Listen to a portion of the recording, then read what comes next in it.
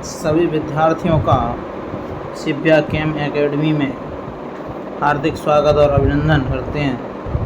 आज हम कक्षा 10 का दूसरा अध्याय, इसका नाम है अम्ल, क्षारक एवं लवण, यानी acid, base and salt. Acid और बेस और साल्ट, ये अध्याय का नाम है, जैसा कि ये दे रखा है आपके सामने, एसिड, बेस एवं साल्ट। क्या है, देख पा रहे हैं कि पॉइंट नंबर, हम एसिड की बात कर रहे हैं। एसिड ये स्वाद में खट्टे होते हैं। पहला पॉइंट है, इनका टेस्ट जो है खट्टा है। नीले लिटमस पेपर को लाल कर देते हैं, लाल में बदल देते हैं। इजली विलेन में एस धनायन देते हैं। एसिड शब्द लैटिन भाषा से लिया गया है, जिसका अर्थ है खट्टा। ये बात याद रखिए कि HCl, H2SO4, HNO3 तीन प्रबल अम्ल हैं। तो यहाँ आपको एक बात देखनी है, अभी इन्होंने कहा था कि एस धनायन देते हैं, तो हम क्या करें, HCl है, क्या है, HCl। HCl की जब हम जलीय विलयन में क्रिया कराते हैं तो H धनायन प्लस Cl नेगेटिव बनता है। क्या बनता है, H धनायन और Cl नेगेटिव बनता है। इसी प्रकार आप देखेंगे कि H2SO4, H2SO4 में क्या होगा, H धनायन प्लस क्या बच्चा हमारा, HSO4 ऋण, ये बचेगा। तो H धनायन आ रहा है। इसी क्रम में आप देखें कि हमारे पास है HNO3। HNO3 को तोड़िए, क्या हुआ, H धनायन प्लस NO3 ऋणायन, ये हमारा बन के आता है। तो H धनायन देते हैं। और एक बात और ध्यान रखने वाली है, नोट करते रहिए। यहाँ एक बात और नोट करने वाली है, क्या कि कभी भी H धनायन जब जलीय विलयन में हम क्रिया कराते हैं, ही नहीं इसने कहा था, तो जलीय विलयन में हम क्रिया कराते हैं तो H धनायन H2O के साथ मिल के, यानी जल के साथ मिल जाता है, तब जाके H3O धनायन बनता है, जिसे हम हाइड्रोनियम आयन कहते हैं। क्या कहते हैं, हाइड्रोनियम आयन। किसे कहते हैं, H3O धनायन के। चलिए दुर्बल अम्ल की बात करें, CH3COOH क्या है भाई, चेक करिएगा। तो क्या होगा, देखेंगे हम CH3COOH, तो क्या करें, इसका क्या बनेगा, CH3COO। गलत लिखा दिया हमने थोड़ा सा, यहाँ पे जो है वो नहीं होना चाहिए। तो क्या बनेगा, CH3COOH। इसको देखा जाए तो क्या होगा, ये वाला जो पोजीशन है H धनायन, इसको अलग कर दीजिए, क्या बन जाएगा, CH3COO ऋणायन प्लस H धनायन। सांद्र अम्ल, जिसमें अम्ल अधिक मात्रा में पाया जाए जबकि अल्प मात्रा में होता है। इसमें जो है सांद्र अम्ल बेअम्ल होते हैं, यानी हम कह सकते हैं सांद्र का मतलब कंसंट्रेशन पर ज़्यादा गाढ़ा है, यानी जिसमें जो अम्ल है, इसमें जो अम्ल है वो कैसा है, गाढ़ा है।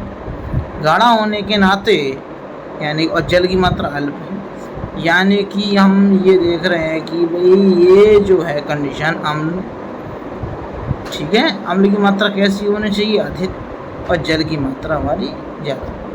यानी कि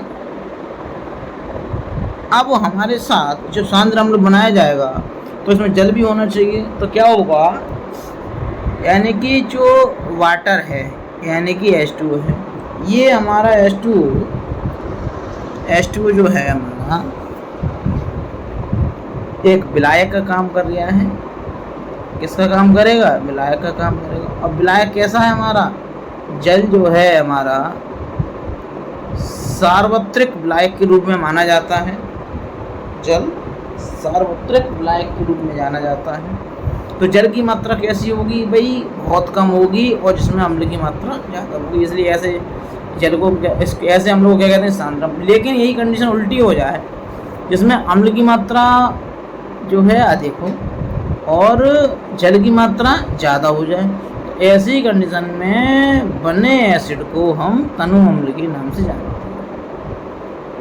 अगला पॉइंट, अब ये क्षार का देखिए, स्वाद में कड़वे होते हैं, लाल लिटमस को नीले में बदलते हैं। लाल लिटमस क्या है भाई, लिटमस जो दे रखा है ये इसकी हम बात कर रहे थे। लाल लिटमस जो है कि एक पेपर है। लिटमस क्या है, एक पेपर मिलेगा आपको, और लिटमस पेपर को जैसे ही ये बीकर है, इस बीकर में कोई भरा हुआ है, जब लिटमस पेपर को इसके अंदर डालेंगे तो ये क्या करेगा, नीले लाल रंग का होगा लिटमस पेपर। आप देख लीजिए, अगर रेड है, लाल है, तो लाल को तो किस में चेंज कर देगा, नीले में चेंज कर देगा। और अगर नीला है तो लाल में चेंज कर देगा। अगर नीला है लाल में चेंज हो रहा है तो समझ जाइए एसिड है। और नीला है, अगर नीला है लाल हो रहा है तो एसिड है, और लाल है तो नीला हो रहा है तो कैसा है, क्षार। जलीय विलयन में OH आयन देते हैं, ये वाली बात भी देखनी पड़ेगी भाई। NaOH साइन रिएक्शन क्या बनेगा, Na धनायन प्लस OH ऋणायन। यहाँ दिखाई दे रहा है भाई कि OH ऋणायन है। लेकिन एक बात यहाँ पर एक नोट करने वाली ये है, आपको इस बात का ध्यान रखना होगा भाई कि ये जो है कहने का तात्पर्य है हमारा, इसको मिटा देते हैं कि NaOH तो प्रबल क्षारक OH आयन देता है। ये जो बात कही थी वो बात जो है एक वैज्ञानिक थे जिनका नाम था, साफ लिखे हैं, उनका नाम था भाई आर्हीनियस। क्या नाम था, आर्हीनियस। आर्हीनियस ने कहा था कि एसिड वे होते हैं जो H धनायन देते हैं, क्षार वे होते हैं जो OH ऋणायन देते हैं। यह बात रखिए, जलीय विलयन में H धनायन दे, OH ऋणायन दे। OH ऋणायन दे रहा है तो इसका मतलब बेस है, क्षार है, और H धनायन दे रहा है तो इसका मतलब एसिड है। ये बात ध्यान रखिए, ठीक है। अगला पॉइंट, अमोनियम NH4OH का नाम अमोनियम हाइड्रोक्साइड है। इसके नाम नोट कर लीजिए आप लोग। इसका नाम क्या बनेगा था, NaOH, तो NaOH का नाम होगा NaOH का लिखें पहले, NaOH का नाम लिखें। क्या है NaOH का नाम, Na से तो बन गया भाई सोडियम, Na से क्या हो गया सोडियम, और OH से बना है हाइड्रोक्साइड। OH से क्या है ना, हाइड्रोक्साइड। KOH है, क्या है, KOH है, तो K का तो कहते हैं भाई, K से तो कहते हैं क्या, पोटेशियम। K से क्या कहते हैं, पोटेशियम। और OH से कहते हैं हाइड्रोक्साइड, जो कहा जा रहा है। और Ca अगला वाला, इसको लिख लीजिए, Ca हो गया हमारा कैल्शियम, और OH को कहेंगे हाइड्रोक्साइड। क्या कहेंगे, तो यानी सबके पीछे OH दे रखा है तो OH को हाइड्रोक्साइड के नाम से जाना जाएगा। फिर अगला बच्चा NH4OH। NH4OH का मतलब हो गया अमोनियम, और OH दे रखा है तो यहाँ भी हाइड्रोक्साइड हो जाएगा। आगे देखेंगे क्षार, जल में घुलनशील क्षारक को क्षार कहते हैं, NaOH QH। ये Mg जो है मैग्नीशियम हाइड्रोक्साइड हो जाएगा। लवण अम्ल व क्षारक की परस्पर क्रिया से प्राप्त, लवण की परिभाषा पूछी जाती है। लवण अम्ल व क्षारक की परस्पर क्रिया से प्राप्त होता है। उदाहरण NaCl और KCl ले जाते हैं। ये भी पूछने वाली बात है, सूचक किसे कहते हैं। सूचक दिए गए विलयन में अम्ल या क्षारक की उपस्थिति दर्शाते हैं। रंग या गंध अम्लीय क्षारक माध्यम में बदल जाएगा। सूचक देखें, सूचक कितने प्रकार के होते हैं, सूचक होते हैं 3 प्रकार, जैसा कि आपको दिखाई दे रहा है भाई, जैसा कि हम देख पा रहे हैं एक सूचक है हमारा प्राकृतिक सूचक जो प्रकृति में देते, एक होता है कृत्रिम सूचक मनुष्य द्वारा तैयार किया, एक होते हैं इसमें गंधा आते हैं। 3 प्रकार। पहला है प्राकृतिक सूचक, मैं बता रहा प्रकृति में देती है, यानी कि पौधों में पाए जाते हैं। ठीक। लिटमस पेपर, जो लिटमस पेपर है वो एक अगार, ये बात याद रखिए, अगार से प्राप्त किया जाता है लिटमस पेपर। लाल पत्ता गोभी, हाइड्रेंजिया, पौधे के फूल, हल्दी भी हमारा क्या है प्राकृतिक सूचक के रूप में जाना जाता है। अब कृत्रिम संश्लेषण, ये हमने बताया था भाई क्या होता है, ये होता है रासायनिक पदार्थ। इसमें पूछा जाता है कि भाई मेथिल ऑरेंज और फिनोप्थलीन का जिक्र बहुत आता है, पूछा जाता है कैसा है ये सूचक, तो आप बता दीजिए ये आर्टिफिशियल है। गंध सूचक, इन पदार्थों की गंध अम्लीय होगी या क्षारक माध्यम बदल जाती है, तो प्याज है, लौंग का तेल है, ये सब हमारे गंधीय सूचक में आते हैं। देखें भाई टेबल बना लें अपनी कॉपी पर, प्रत्येक कार्य को जो हम नोट्स बनवा रहे हैं उसको प्रिय छात्रों आप इसे अपनी कॉपी में नोट कर दिया, जिससे आपकी तैयारी और बेहतर हो सके।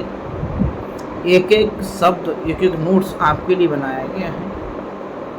बहुत मेहनत लगती है एक वीडियो को बनाने में, इसलिए आपसे अनुरोध है कि आप बढ़िया करके अपनी कॉपी पर सजो लें। अगर कोई छूट जाता है तो दोबारा से उस वीडियो को देख लिया। और एक बात और छोटी सी, आप लोगों की सपोर्ट की आवश्यकता है हमें, और सुधार भी हम अपने अंदर करेंगे कि आप वीडियो को नोटिफिकेशन को ऑन कर लें, लाइक करा करें, कमेंट भी करा करें, और सब्सक्राइब अधिक से अधिक कराएं चैनल के लिए। जितना अधिक सब्सक्राइब कराएंगे उतना ही हमारा मनोबल बढ़ेगा आगे बढ़ाने के लिए। ये हमारी आपसे रिक्वेस्ट है। चलिए भाई आगे देखते हैं। प्राकृतिक सूचक अभी आपने पढ़ा था लिटमस है।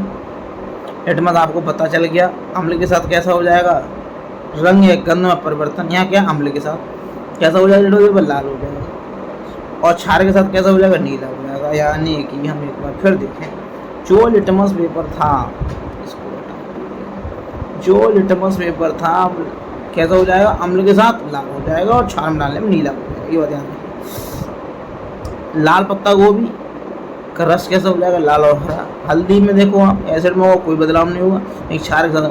आपने कपड़ों पे देखा होगा कि हल्दी के थप्पे लग जाते हैं, हल्दी लग जाती है, शादी विवाह में होता है, तो कुछ महिलाएं जो होती हैं वो हल्दी के थापे लगाती हैं, है ना।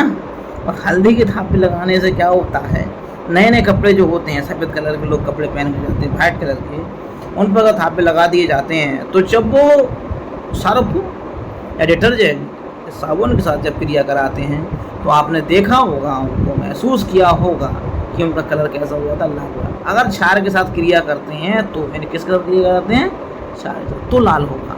और क्षार के साथ क्रिया ना हो तो लाल नहीं। ये बात याद रखनी। आगे हाइड्रेंजिया क्या है भाई, ये है, इसकी बात करना। हाइड्रेंजिया फूल का रस नीला गुलाबी, अगर एसिड होगा तो नीला हो जाएगा, वरना तो तुम जानते हो क्षार के साथ गुलाबी हो जाएगा, दिखाई दे रहा होगा। इसी प्रकार ये हमारे बहुत पूछे जाते हैं भाई, एग्जाम में काफ़ी बार पूछा गया है। क्या चीज़ पूछी गई है देखें, फिनोप्थलीन क्या पूछी गई है, फिनोप्थलीन और मिथेन ऑरेंज। एसिड होगा, एसिड अगर हुआ तो ये लाल कलर देगी, और अगर क्षार हुआ तो पीला। और फिनोप्थलीन रंगीन होती है, मतलब कोई कलर नहीं देगी। और लेकिन अगर बेस हुआ, क्षार हुआ तो कैसा होगा, बस। आगे है गंधी सूचक। हम गंधी सूचक को प्याज का रस भी ले लेंगे, वेनिला भी ले लेंगे, और लौंग का तेल ले लेंगे।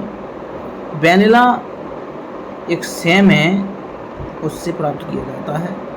ये वेनिला वाला पार्ट एल्डिहाइड में पढ़ा जाएगा कक्षा 12 में कि वेनिला कहाँ से।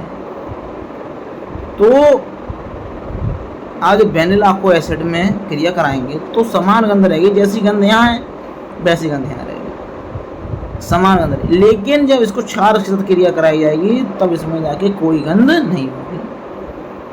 लौंग का तेल समान गंध रहती है, लेकिन कोई गंध नहीं। सेम टू सेम तीनों की एक ही पोजीशन है कि गंधीय सूचक प्याज का रस क्षार के साथ क्रिया नहीं करेगा, वेनिला के साथ क्रिया नहीं करेगा, लौंग के तेल के साथ क्रिया नहीं करेगा। चलिए भाई ये भी बात देखिए। अब देखते हैं धातु की क्रिया। पिछले वाले अध्याय में देखा था आपने, उसी को रूप लेके चलेंगे। क्या है भाई? अम्ल प्लस धातु, लवण प्लस हाइड्रोजन। जब धातु की क्रिया अम्ल के साथ कराई जाए, धातु कौन है भाई? धातु यहाँ पे जिंक है। अम्ल कौन है? HCl है। लवण क्या बनेगा? ZnCl2। तो यहाँ एक परिभाषा और हो सकती है, जब किसी अम्ल की क्रिया किसके साथ करा रहे हैं? धातु के साथ। लेकिन अम्ल की क्रिया अगर क्षार के साथ करा दी जाए तब भी लवण बनता है। जैसे आपने देखा HCl और NaOH की क्रिया करा दी जाए तो क्या बन जाएगा? NaCl और प्लस H2, लवण यहाँ भी बन जाएगा। क्षारक के साथ देखेंगे, समझ में आया बात? तो यहाँ देखो ये Zn है, कौन है? ये जो Zn है, ये Zn और Cl। तो Cl की क्रिया कहाँ Cl ऐड हो गया? Zn पे, और H हाइड्रोजन गैस बाहर निकल गया। सेम क्रिया यहाँ क्या है? Zn। तो Zn किसके साथ मिला? Zn ये रहा। Na2 यहाँ से आया, O2 यहाँ से आया, बचा कौन? हाइड्रोजन। तो अब भी हाइड्रोजन गैस बाहर निकली, हाइड्रोजन गैस यहाँ भी निकली बाहर, हाइड्रोजन गैस यहाँ भी निकली, तो लवण के साथ क्रिया। अब आया पॉप टेस्ट। इसको सोडियम जिंकेट कहते हैं, उसको ZnCl2 दे रखा है, इसको जिंक क्लोराइड कहते हैं, इसको कहते हैं ZnCl2। तो ये हो जाएगा जिंक और ये हो जाएगा तुम्हारा क्लोराइड। नोट कर लीजिए क्या हो जाएगा? जिंक क्लोराइड हो जाएगा। अब ये पॉप टेस्ट में क्या है भाई? देखो समझो, हाइड्रोजन गैस निहित प्रणाली के पास जब जलती मोमबत्ती लाई जाती है तो पॉप की ध्वनि उत्पन्न होती है। इस टेस्ट को हाइड्रोजन की उपस्थिति दर्शाने के लिए प्रयोग करते हैं। यानी कि दोबारा समझिए, हाइड्रोजन गैस से निहित मतलब ऐसी नली प्रणाली है, जब एक जलती मोमबत्ती के पास लाई है तो पॉप की ध्वनि साउंड लग जाता है। इस टेस्ट को हाइड्रोजन की उपस्थिति दर्शाने के लिए कहा जाएगा। हाइड्रोजन है तो आएगी ध्वनि, और नहीं है तो नहीं। ये बात याद रखिए इस चैप्टर की। धातु कार्बोनेट, धातु भाई कार्बोनेट करके लिए। धातु कार्बोनेट क्या है भाई? धातु कार्बोनेट यानी कि कार्बोनेट होता है CO3। धातु कोई भी हो सकती है, धातु तो आप देख लीजिए। धातु बाई कार्बोनेट, तो बाई दर्शाएगा 2 के लिए, कार्बोनेट का मतलब हो गया CO3, यानी कि CO3 के पार्टीशन 2 हो गए। कितने हो गए? CO3 के पार्टीशन 2 हो गए। धातु अब लगा दीजिए, कौन सी धातु लगानी है। अब देखते हैं यहाँ पे एग्जाम्पल में क्या क्या दे रखी है धातु। एग्जाम्पल देखते हैं। 2HCl, ये तो एसिड है, इसकी बात करने में कहा है। धातु कार्बोनेट देखो हो गया धातु ना CO3। अच्छा, यहाँ क्षार के साथ कोई अभिक्रिया करेगा नहीं। धातु कार्बोनेट ना धातु बाई कार्बोनेट। धातु बाई कार्बोनेट, तो बाई कार्बोनेट का मतलब हो गया यहाँ NaHCO3 रख दिया, NaHCO3। तो इन्होंने बाई कार्बोनेट, देखते हैं भाई उन्होंने जो बात कही है। 2HCl Na2CO3 NaCl बन गया, CO2 बन गया। ठीक है, देख ही रहे हैं आप। HCl धातु बाई कार्बोनेट, लवण प्लस CO2, ठीक है ना। धातु कार्बोनेट वही है, धातु बाई कार्बोनेट वही है। अब धातु बाई कार्बोनेट NaCO3 हो गया, तो NaCl बना, CO2 बना, H2O बना, H के 2 हो गए यहाँ, और ये बन गया। चूने के पानी का टेस्ट, उत्पादित कार्बन डाइऑक्साइड चूने के पानी से प्रभावित करने पर पानी कैसा हो जाता है? दूधिया हो जाता है। जब चूने के पानी में कार्बन डाइऑक्साइड गैस को क्या करते हैं? प्रभावित करते हैं। ये देखिए ये ऐसा समीकरण है। तो यहाँ एक बात हमने पिछली बार समीकरण में भी कही थी और यहाँ भी कह रहा है, जो AQ है, AQ का अर्थ होता है, चलिए बिलियन। AQ का अर्थ होता है चलिए बिलियन। और जो CO2 है, क्या आगे G दे रखा है, G का अर्थ होता है भाई गैस। ठीक है, इस बात को नोट कर लें। S का मतलब क्या हो गया? S का मतलब भी हो गया सॉलिड। H2O क्या लगेगा? एल, एल का मतलब क्या हो गया लिक्विड, इसका मतलब क्या हो गया ये जलीय है। बात समझ में आ गई पूरी तरीके से। जब चूने के पानी उत्पादित कार्बन डाइऑक्साइड मिलाई जाते हैं, चूने का पानी, तो ये क्या चीज़ है भाई, CaOH का होता है, चूने का पानी। इसको बनाया जाए तो कैसे बनाया जाएगा, इसको समझने के बाद चूने का पानी को बनाने के लिए क्या होगा, CaO है क्या है, कैल्शियम ऑक्साइड, और इसमें क्या मिला दिया जाए, H2। जब इसको मिला दिया जाएगा तो बन जाएगा CaOH का होल ट्वाइस, तो ये बन गया कैल्शियम हाइड्रोक्साइड, ये बन गया आगे साथ हमारा। अब CO2 गैस प्रोवाइड कर देंगे तो क्या बन जाएगा, कैल्शियम कार्बोनेट। कैल्शियम कार्बोनेट एक प्रकार सॉलिड है, और सॉलिड होने के नाते कैसा है, चूना पत्थर है। क्या है भाई, चूना पत्थर बोलते हैं इसको, याद रखिए। H2 पानी, सफेद अवक्षेप बनेगा। अच्छा, अधिक मात्रा में अगर CO2 प्रोवाइड कर दें इसमें कैल्शियम कार्बोनेट में, तो क्या होगा कि H2 से क्रिया करके तो बन जाएगा जल में घुलनशील, यानी कि ये एक ही मतलब क्या होगा, जल में घुलनशील है, अर्थात कैसा विलयन है, जलीय विलयन है। अगला पॉइंट, मैराथन क्लास आपकी है, इसमें दूसरा अध्याय अम्ल क्षार एवं लवण, इसको कवर कराया जाएगा पूरी तरह से, देखेंगे। अम्ल क्षार एवं परस्पर क्रिया करनी है, हमने बताया था अभी, क्रिया लवण कहलाती है। लवण उदासीनीकरण है, क्या है देखते हैं। जब अम्ल द्वारा क्षारक को प्रेक्षित प्रभाव तथा क्षारक द्वारा अम्ल का प्रभाव समाप्त हो जाता है और परिणाम स्वरूप लवण और जल प्राप्त हो, उदासीनीकरण। तो इस अभिक्रिया को ऐसी अभिक्रिया को उदासीनीकरण भी कहेंगे और लवण बनाने की विधि भी कहेंगे, ठीक है। लवण भी इसी से प्राप्त किया, उदासीनीकरण भी प्राप्त हो, ऐसी को उदासीनीकरण भी कहेंगे, लवण अभिक्रिया भी कहेंगे। तो आपने देखा कि भाई NaOH है, HCl है, तो HCl हमारा एसिड है, NaOH हमारा क्षार है, तो यहाँ AQ है, ये भी AQ है, तो ये भी HCl का जलीय विलयन है और ये NaOH भी जलीय विलयन है। दोनों का मिला के कौन बन गया, NaCl, और यहाँ वाटर बाहर निकल गया। तो यानी कि कुल मिलाकर जो NaCl बना है, इसको ध्यान रखिए, NaCl नमक का फार्मूला है।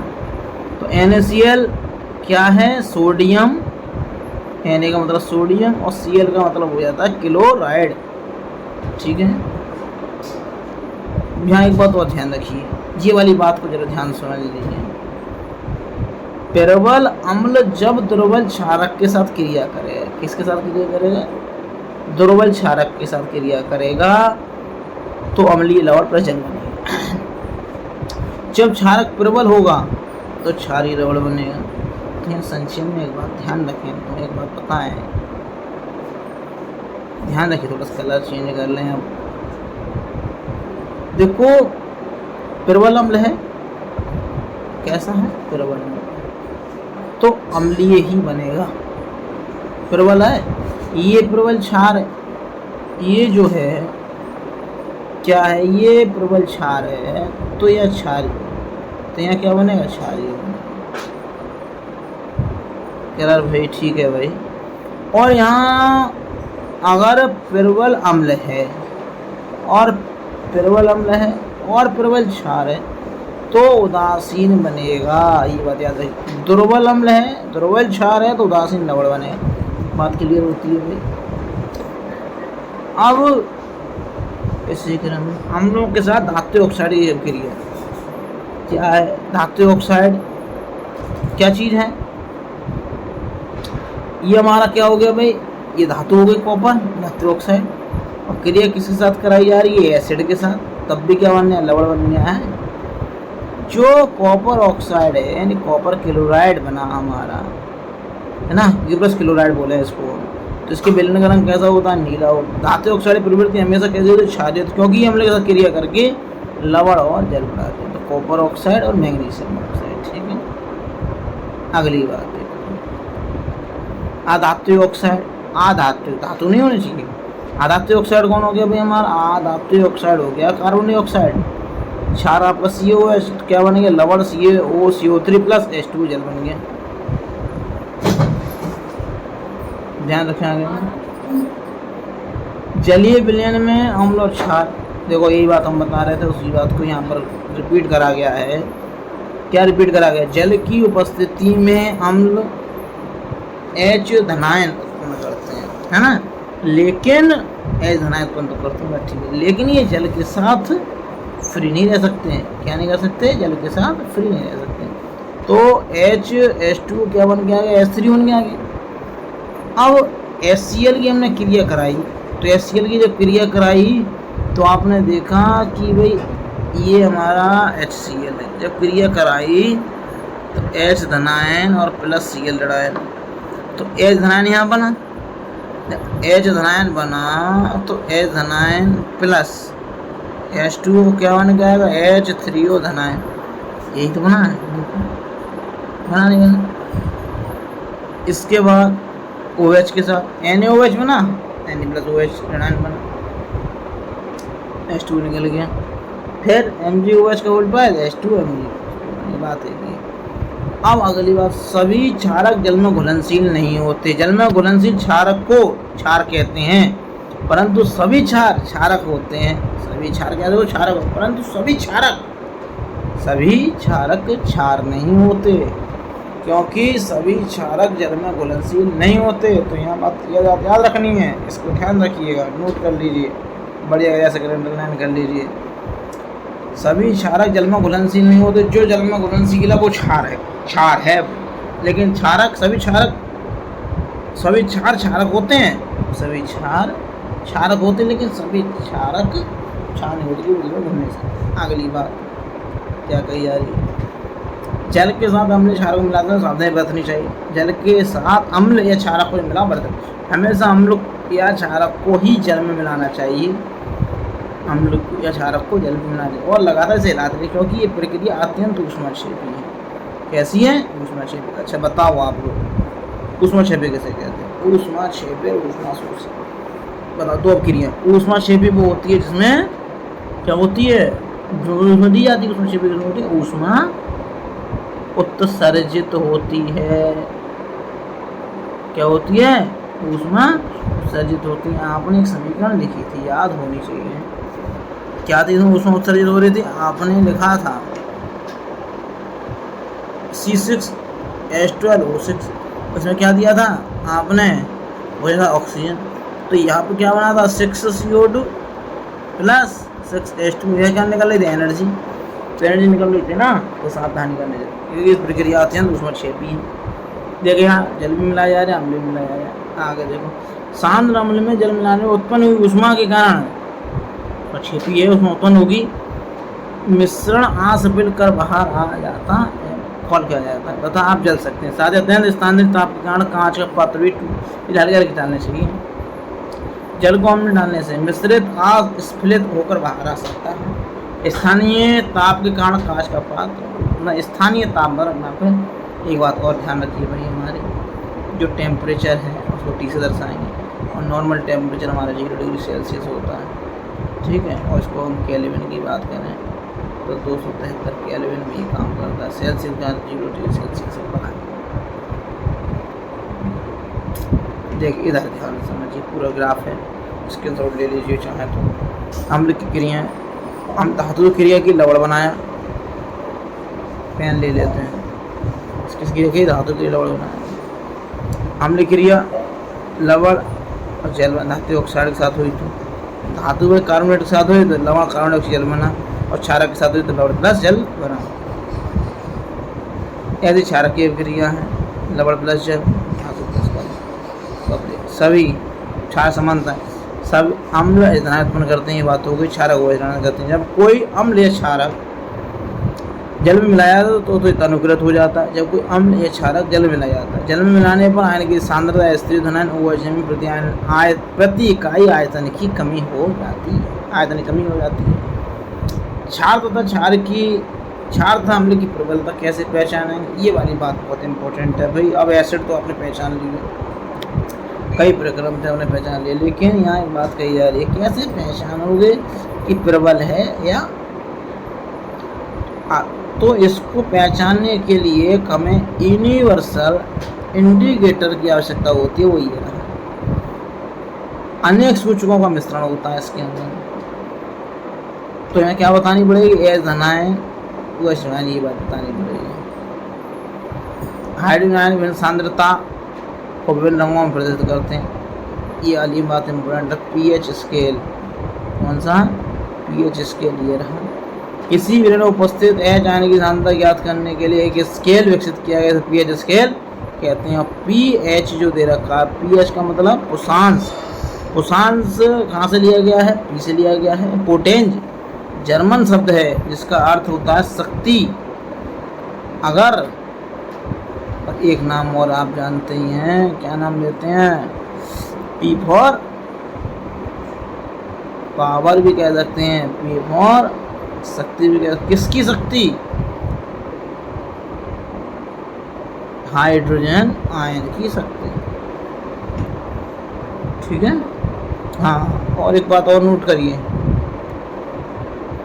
जो पीएच पैमाना था वो दिया था किसने, सोरेनसन ने। किसने दिया पीएच पैमाना, सोरेनसन के द्वारा दिया गया था।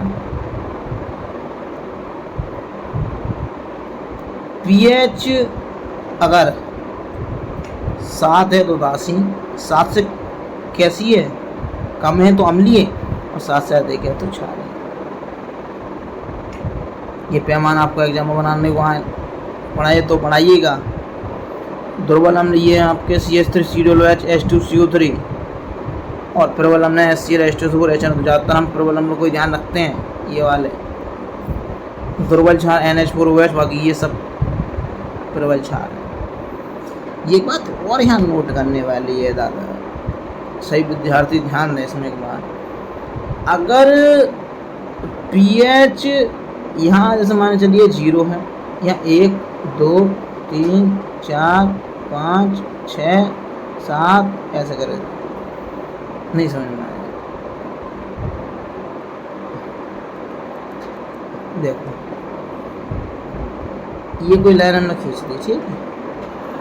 यहाँ 1 नंबर है, यहाँ 2 नंबर, 3 नंबर, 4 5 6 7, यहाँ 7 है, 8 9 10 11 12 13 14 ऐसे दे रखा। अब पीएच मान किसी का 6 है और किसी का 2 है, तो मतलब कौन ज़्यादा होगा, अम्लीय किसकी ज़्यादा होगी, तो 2 वाले की अम्लीयता ज़्यादा होगी, क्योंकि अम्लीयता इधर बढ़ेगी और क्षारीयता इधर बढ़ेगी। आप बीच में रहिए 7 नंबर पर। जब आप 7 नंबर पर रहेंगे तो 7 नंबर जब आप रहेंगे तो मिडिल में हैं आप, यहाँ रहेंगे तो आप मिडिल में हैं यहाँ पे। और अगर आप इधर से इधर चलते हैं इधर के लिए तो घट जाएगी, और क्षार में इधर बढ़ जाएगी। अगर 14 है पीएच मान तो ज़्यादा। एक बात और, हाइड्रोजन आयन की सांद्रता में वृद्धि होगी इधर जाएंगे तो, और हाइड्रोजन सांद्रता में इधर कमी होगी, क्योंकि एस धनायन क्या होगा, एसिड कंडीशन बताता है, ठीक है। यह बात याद रखिएगा। दैनिक जीवन में पीएच का महत्व देखते हैं भाई, बहुत ही इम्पोर्टेंट, बढ़िया आपके लिए नोट्स बनाया गया है मेरे प्रिय विद्यार्थियों। आप लोग एक बार नहीं 2 बार इसको देखें, लेकिन लगातार देखें। आप बिल्कुल समय निकाल कर इसको पढ़िए, परीक्षाओं का समय नज़दीक आ रहा है। मैं लगातार आपके लिए इसी प्रकार इसी क्रम में आपके नोट्स जो हैं बनवाते रहूँगा। जब भी आप पढ़ा करें साथ में केवल 1 घंटा निकालिए विज्ञान के लिए, इसमें आप 100% अंक लेके आएंगे। जैसे जैसे मैंने लिखाया गया है नोट्स में आपको दिया गया है, वैसे वैसे आप इसको नोट कर लीजिए, जिससे आपको कोई परेशानी नहीं हो। अगर कोई परेशानी आती है तो मुझे कमेंट सेक्शन में लिख कर भेजिए, मैं आपके डाउट क्लियर करूँगा नेक्स्ट क्लास में। अगर कोई छात्र मेरे से संपर्क करना चाहता है तो मेरा नंबर नोट कर ले, जिससे उसे परेशानी ना हो। तो मेरा नंबर है 9758683143। ये मेरा व्हाट्सएप नंबर है, इस पर वो मैसेज करें, मैं उसकी समस्या का समाधान तुरंत करूँगा। चलिए आगे बढ़ते हैं। दैनिक जीवन में पीएच का महत्व क्या है। पौधे एवं पशु पीएच के प्रति संवेदनशील होते हैं। हमारे शरीर 7.0 7.8 पीएच की रेंज के बीच कार्य करता है। ये वाली बात याद रखिए। वर्षा का जल का पीएच मान जब 5.6 से कम हो जाती है तो ये अम्लीय वर्षा हो जाती है। आप लोगों को पता है 5.6 यानी मान चलिए घटती हुई जब जाएगी तो अपना भी एसिडिक कंडीशन बढ़ जाएगी। मिट्टी का पीएच, यदि किसी स्थान की मिट्टी पीएच कम या अधिक हो तो उसे किसान उसमें आवश्यकता अनुसार अम्लीय क्षारीय पदार्थ मिला देते हैं। इस पॉइंट को देखें, इस पॉइंट के साथ तो आपका नाता रहा है। पीएच हमारे उधर स्टोमच इन हाइड्रोक्लोरिक अम्ल उत्पन्न करता है क्योंकि भोजन को पचाने में सहायक। कौन उत्पन्न करता है, क्या चीज, HCl। कौन करता है उत्पन्न से, स्टोमच। अपच की स्थिति में उधर यानी कि आपको अपच हो जाए उत्पन्न, जिसके कारण उदर भी होगा, दर्द भी होगी, जलन का अनुभव भी होता रहता है। तो ऐसी कंडीशन के लिए आप क्षार का प्रयोग करें, मामला ठीक हो जाएगा। जैसे मिल्क ऑफ मैग्नीशिया, मुंह के पीएच मान को 5.5 से कम होने पर दांतों को क्षय प्रारंभ हो। हाँ, एक बात और नोट वाली बात है, अगर दंत क्षय, दंत का क्षय का मतलब दंत का गिरे जाना, अगर पीएच मान 5.5 हो जाए तो दांत गिरने लगेंगे। दांत का एनेमल कैल्शियम फास्फेट से बना होता है। दांत का जो बाहरी भाग होता है कठोर होता है, जो किसका बना होता है, कैल्शियम फास्फेट से बना होता है एनेमल। जल में घुलता नहीं है, लेकिन मुंह के पीएच का मान 5.5 कम होने पर संचालित हो जाता है।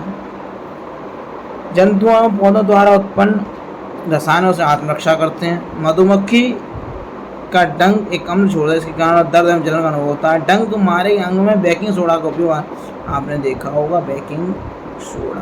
बेकिंग सोडा का फार्मूला बताइए, आपने पढ़ा हो, आपके कोर्स में था, CaOCl। नाम बताइए इसका, दूसरा नाम बताइए ब्रिंजक चूर्ण, इसको हम पढ़ेंगे।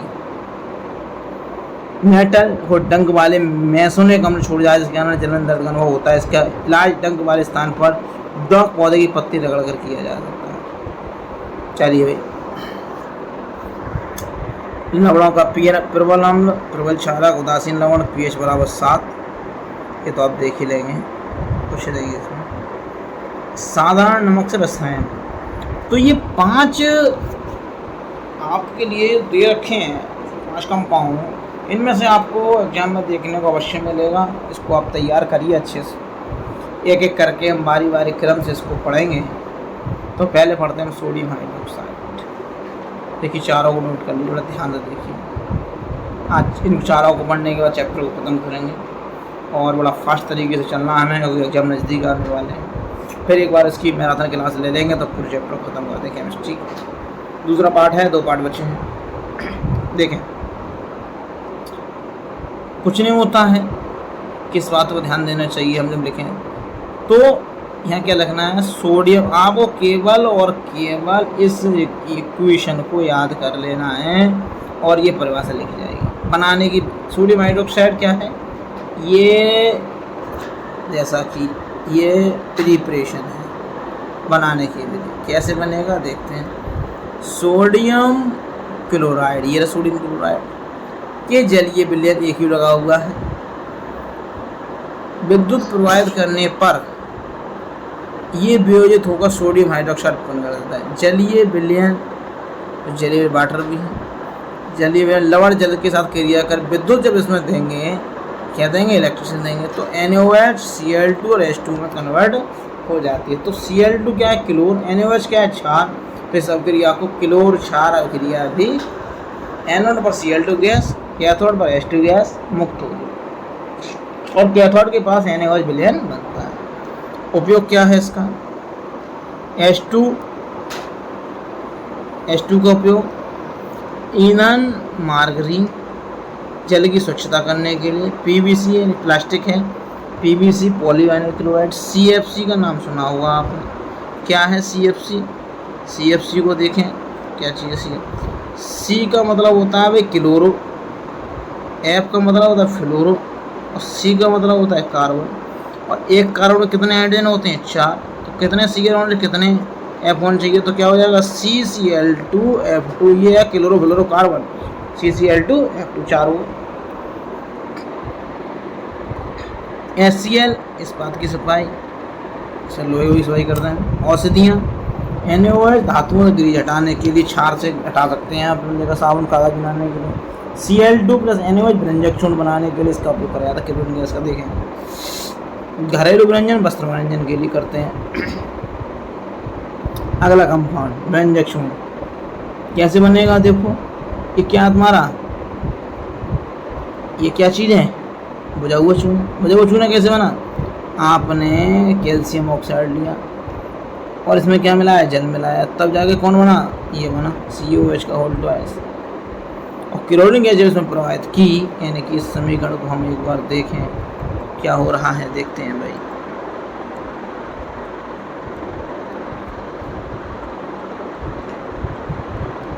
क्या होगा, यहाँ लिख लें इधर CO प्लस H2 बनकर क्या आएगा, COH का होल ट्वाइस प्लस Cl2, तो Cl2 प्लस H2 बन जाएगा। ठीक है, अच्छा CO, अच्छा इस अब CO है उसको जो मिलाएंगे H2 तो क्या होगा, क्या निकलेगा इसके साथ साथ, एनर्जी दी निकलेगी, एनर्जी निकलेगी माइनस ऊर्जा। कौन सी अब क्रिया इसमें उसमें निकलती है, उसमें क्षेपी। लिखेंगे कागज की फैक्ट्री, लकड़ी की मज्जा व्यंजन के लिए, वस्त्र उद्योग, रासायनिक उद्योग में एक उपचायक के रूप में, पीने वाले जल को जीवाणुओं से मुक्त कराने के लिए रोगाणुनाशक के रूप में। बेकिंग सोडा, अगला देखिए। बेकिंग सोडा में आप देखेंगे भाई क्या है, छोटा सा सिंपल सा है। NaCl सोडियम क्लोराइड, सोडा परिभाषा लिखेंगे। H2O जल, CO2 carbon dioxide, NH3 ammonium chloride, NaH baking soda.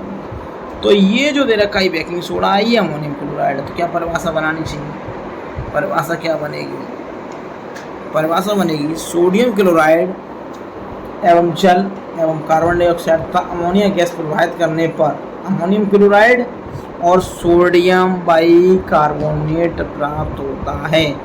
जो सोडियम बाइकार्बोनेट है उसको ही बेकिंग सोडा। इसका रासायनिक नाम क्या होगा, Na से तो क्या बनता है, सोडियम आप जानते ही हैं, सोडियम, और H से क्या हो गया, H से हुआ हाइड्रोजन, और CO3 से क्या होगा, CO3 से होगा पानी की कार्बोनेट, बता चुके हैं। खाना पकाते समय गर्म करने पर इसमें निम्न क्रियाएं होती हैं। जब ये जो सोडा है क्या है, बेकिंग सोडा, बेकिंग सोडा को खाने का सोडा भी कहते हैं, याद रखिए ये वाली बात। N2NaCO3 Na2CO3 बन जाएगा, यानी कि ये जो Na2CO3 बना, यहाँ एक समीकरण और हल करेगा ये, तो ये धावन सोडा भी कहा जाता है। ठीक है, और सोडियम कार्बोनेट उपयोग देख लीजिए टार्टरिक अम्ल बनाने में। CO2 के कारण पावरोटी बनती है, केक में, खमीर में, एंटी एसिड संगठन, इसका सोडा में अग्निशामक जो आग बुझाने वाले यंत्र होते हैं उसमें भी इसका प्रयोग करा जाता है। किसका, बेकिंग सोडा का प्रयोग किया जाता है। सोडियम कार्बोनेट पुनः क्रिस्टलीकृत होने का सोडा प्राप्त होता है, ये क्षारकीय लवण है। देखो अभी हमने पढ़ा था, क्या पढ़ा था, बेकिंग सोडा, अब ये धोने का सोडा। तो Na2CO3 H2O क्या बन गया है, Na2CO3 H2O। इसका उपयोग कांच, साबुन एवं कागज उद्योगों में होता है। इसका उपयोग बोरेक्स उत्पादन में होता है, घरों की साफ सफाई के लिए होता है, जल की स्थायी कठोरता को हटाने के लिए इसका उपयोग होता है। किसका, धावन सोडा का। इसको देखें क्या है ये, plaster of Paris, calcium sulphate .12H2O है। और अगर यहाँ जिप्सम को, जिप्सम यानी कि जिप्सम है, ये जिप्सम जो है ये CaSO4.2H2, इसमें क्या होता है कि 1.5 H2O ज़्यादा होता है, किससे, प्लास्टर ऑफ पेरिस। POP भी कहते हैं इसे। जिप्सम को इतने टेम्परेचर मिला 373 केल्विन। 373 केल्विन का मतलब हो गया 273 प्लस 100 बराबर 373 केल्विन। यानी कि अगर हम केल्विन आपको निकालना हो, अगर केल्विन निकालना हो तो क्या कर देते हैं, 273 में से जो है, जो 273 है उसमें से घटा दीजिए 373 माइनस 273, तो मालूम पड़ जाएगा 100 केल्विन पर आप कार्य कर रहे हैं। टूटी हड्डियों के लिए, खिलखिलाने के लिए। लवण के सूत्र, एक सूत्र इकाई में जल के निश्चित अणुओं की संख्या को क्रिस्टल मीटर कहते हैं। परिभाषा याद रखिएगा, बहुत इंपॉर्टेंट है। तो उदाहरण CuSO4.5H2 क्रिस्टल के जल के 5 अणु हैं। नीचे वाले में देखिए इसमें कितने अणु हैं, 10 अणु हैं जल के। Na2CO3 10H2 क्या चीज़ है ये, किसका सूत्र है, ये है धावन सोडा, सोडियम कार्बोनेट, ठीक है।